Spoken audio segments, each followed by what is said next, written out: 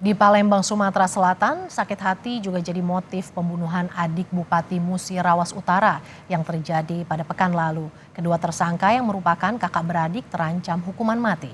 Salah satu tersangka adalah penjahat kambuhan. Polda Sumsel menyebut motif kedua tersangka karena sakit hati pada korban yang merupakan adik Bupati Musi Rawas Utara, Sumatera Selatan.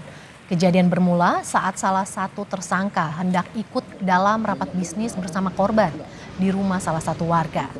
Tersangka yang saat itu diusir oleh korban lalu sakit hati dan memanggil kakaknya. Kedua tersangka mendatangi korban dan langsung mengeroyok hingga korban meninggal dunia.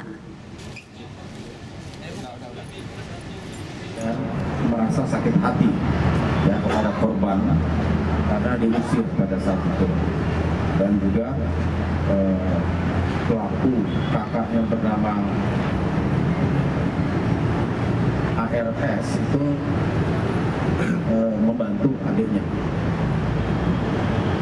Saat ini dalam catatan kami, tersangka AR merupakan residivis dalam perbuatan tidak mengenakan atau pasal 336 KUHP. Ya.